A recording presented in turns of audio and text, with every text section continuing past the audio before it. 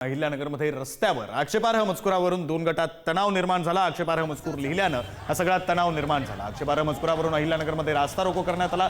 कोटला गावामध्ये आंदोलकांना आवरण्यासाठी पोलिसांना लाठीचार्ज करावा लागला। त्या संदर्भातली ही दृश्य आपण पुढारी न्यूजच्या टीव्ही स्क्रीनवर आताच्या क्षणाला पाहतो।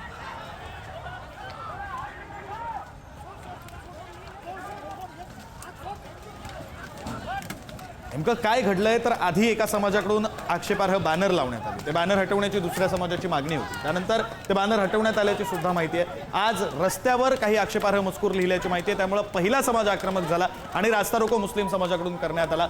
त्यावेळी पोलिसांनी रास्ता रोको करणाऱ्या आंदोलकांना या मुस्लिम समाजाला अडवण्यासाठी म्हणून लाठीचार्ज केलेला आहे आणि त्याची ही दृश्य आपण पुढारी न्यूजच्या टीव्ही स्क्रीनवर पाहतो। या संदर्भात बोलण्यासाठी आपल्यासोबत अबू आझमी फोन लाईन वरून जोडले गेलेले आहेत। अबू आझमी जी, आधी तर तुमच्यापर्यंत हे सगळं प्रकरण स्वाभाविकपणे पोहोचलं असेल, नेमकं काय घडलंय, तुम्हाला काय माहिती मिळाली ती सांगा आणि मग तुमची भूमिका काय? नहीं, मुझे अभी आपके प्रेस से फोन आया कि वहाँ जमीन पे नीचे उन्होंने लिखा आई लव मोहम्मद। ये सही है क्या? अबू आझमीजी, दोन वेगळी प्रकरणं घडली आहेत। आधी एक मजकूर लिहिण्यात आला होता बॅनरवर ज्यावर हिंदू समाजाचा आक्षेप होता। त्यानंतर आज रस्त्यावर काही मजकूर लिहिण्यात आला होता ज्यावर मुस्लिम समाजाचा आक्षेप होता। कारवाईची मागणी होती, एका व्यक्तीवर कारवाई झाली, आणखी कारवाई व्हावी यासाठी म्हणून मुस्लिम समाज रास्ता रोको करत होता आणि या सगळ्या दरम्यान काही बाचाबाची झाली, पोलिसांकडून लाठीचार्ज झाला, असं हे प्रकरण आहे। मैं दोनों समाजों से कहना चाहता हूँ कि इस देश की संस्कृति है कि हम सब मिलजुल के इस देश में रहते हैं।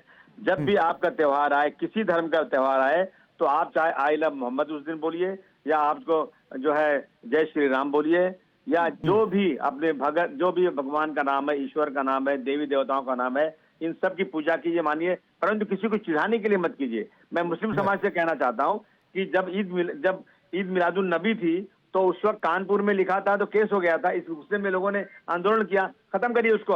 अब आप पूरे मुस्लिम समाज से मेरा ये निवेदन है कि आप सड़क पर उतर करके आई लव मोहम्मद रसूलुल्लाह सल्लल्लाहु अलैहि वसल्लम बोलने के बजाय आप उनके बताए हुए रास्ते पर चलिए।